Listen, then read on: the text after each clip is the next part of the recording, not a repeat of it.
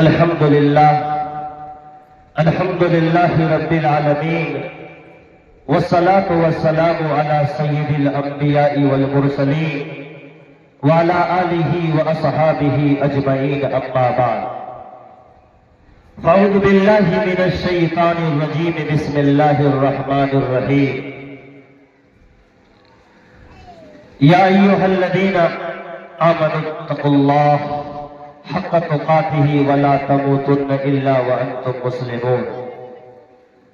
वक़ाल नबी सल्लल्लाहु अलैहि वसल्लम मन कान युमिनु बिल्लाहि वल यौमिल आखिर फलयुकरिम जारहु औ कमा क़ाल नबी सल्लल्लाहु तआला अलैहि वसल्लम। सामीन मोहतरम, बुजुर्गों, दोस्तों और दीनी भाइयों, आप दुनिया के जिस हिस्से में और दुनिया के जिस गोशे में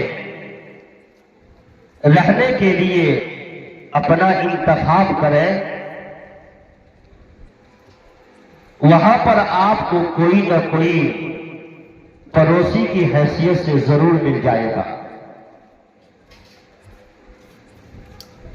मां बाप, बीवी, बाल बच्चे, रिश्तेदार,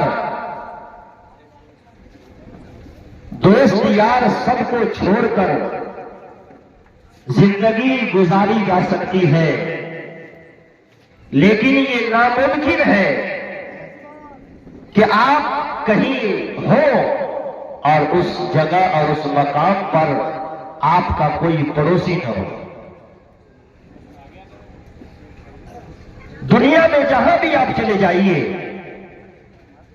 दुनिया के जिस शहर, जिस खित्ते में आप जाइए, वहां आपको मां नहीं मिलेगी, बाप नहीं मिलेगा, भाई नहीं मिलेगा, बीवी आपकी नहीं मिलेगी, रिश्तेदार को ढूंढेंगे दूर दूर तक कोई नहीं मिलेगा। लेकिन एक आदमी ऐसा है जो बगैर ढूंढे आपको मिल जाएगा, उसको पड़ोसी कहा जाता है। और किसी भी मुसीबत और परेशानी के वक्त आपके घर में जितने भी अफराद हैं, उन अफराद के अलावा आपके घर में आग लगती है, आपके घर में मौत हो जाती है, आपके घर में कोई परेशानी आ जाती है, तो आपके दुख और आपकी मुसीबत में आपके घर के अफराद के अलावा सबसे पहले जो आपकी हमदर्दी के लिए कदम उठाएगा वो आपका पड़ोसी होगा। हमने पड़ोसी के मकाम और उसके मर्तबा को हमने भुला दिया है कि पड़ोसी होता क्या है। हम जिस बस्ती के अंदर रहते हैं, अगर हमारे घर के करीब में कोई बिरादराने वतन रहता है, कोई गैर मुस्लिम रहता है, वो हमारा पड़ोसी है। अगर कोई मुसलमान रहता है, वो हमारा डबल पड़ोसी है। अगर कोई हमारा रिश्तेदार रहता है, तो वो हमारा टेबल पड़ोसी है। हम कभी सोचते नहीं कि आज की तारीख में अगर हमारे मकान के अंदर आग लग जाए, अगर हमारा रिश्तेदार दूर में है, कोई हमारा रिश्तेदार दिल्ली और मुंबई में है, अगर हमारा पड़ोसी हमारे मकान पर पानी न डाले, तो जब तक हमारा रिश्तेदार हमारे पास आएगा, हमारा सारा साजो सामान जलकर राख हो जाएगा। हम कह नहीं सकते हैं उस वक्त कि तुम हमारे पड़ोसी हो, तुम हमारा दुश्मन हो, तुम हमारा बागी हो, हमारे मकान को जलने दो। हमारा रिश्तेदार, हमारा भाई आएगा तो हमारे मकान की आग को बुझाएगा। कभी कह सकते हैं? कभी नहीं कह सकते। इसलिए अल्लाह के नबी सल्लल्लाहु अलैहि वसल्लम ने इरशाद फरमाया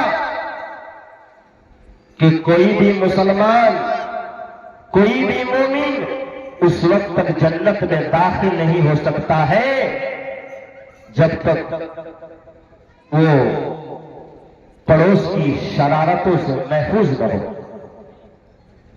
अगर एक पड़ोस दूसरों पड़ोस की जिंदगी को जहन्नम बना रखा है, उसकी शरारतों से, उसकी गालिब गुलूस से अगर कोई दूसरा पड़ोस वाला महफूज नहीं है तो अल्लाह के रसूल सल्लल्लाहु अलैहि वसल्लम का फरमान है वो आदमी कभी जन्नत में दाखिल नहीं हो सकता है।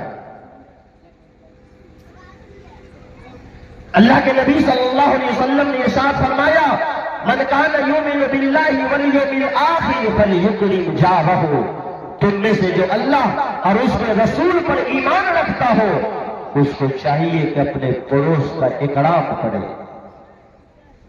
उसके हुकूक को अदा करे। फकालू सहाबा मा हक़्क़ुल जारी या रसूल अल्लाह, ए अल्लाह के नबी सल्लल्लाहु अलैहि वसल्लम पड़ोसी का क्या हक है?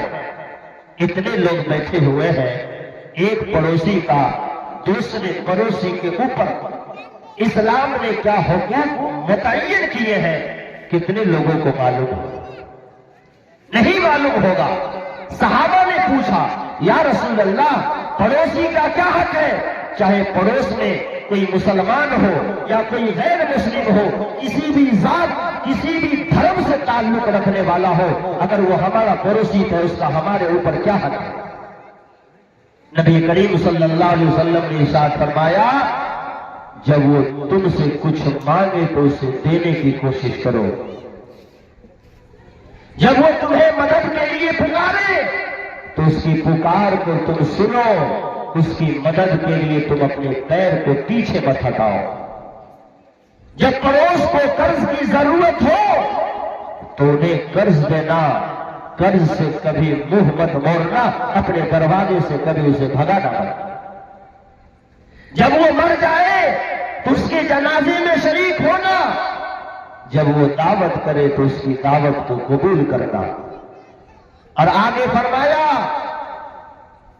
वइनिश्तरैत लहमन औ तबख्त क़िदरन, जब तुम गोश्त खरीदना और हाथी चढ़ाना तो उसमें थोड़ा शोरबा बढ़ा देना ताकि पड़ोस के घर पहुंचाने में तुम्हें परेशानी न हो।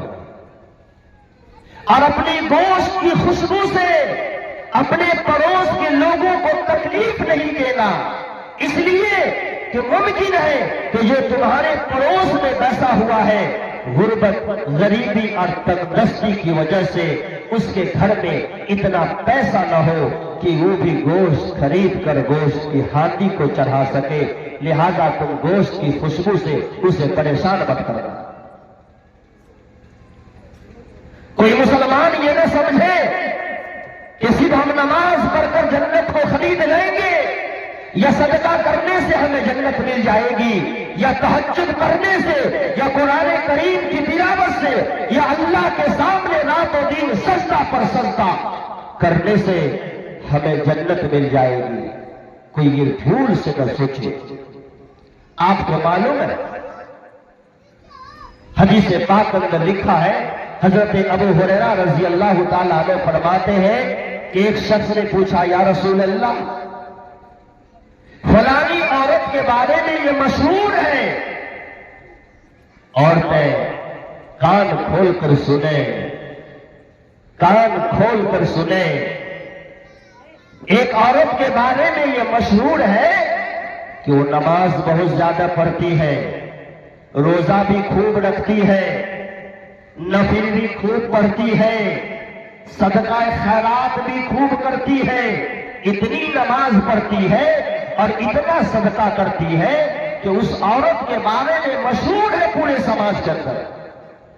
और जाहिर सी बात है, समाज में कुछ औरत ऐसी होती है नेक मुत्तकी परहेजगार कि पूरे समाज में उसका चर्चा होता है कि फलानी औरत, बाप रे बाप, वो तो बहुत नेक औरत है।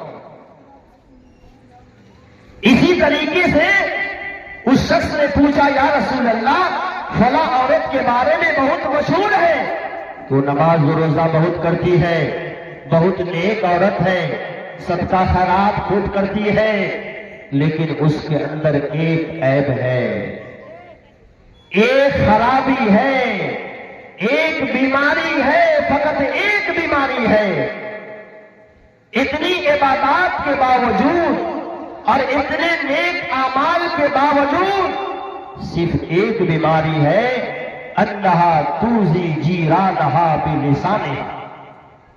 वो औरत नमाजी होने के बावजूद अपनी जबान से अपने पड़ोसी को तकलीफ देती है, अपनी जबान से अपने पड़ोसी को तकलीफ देती है। रसूलुल्लाह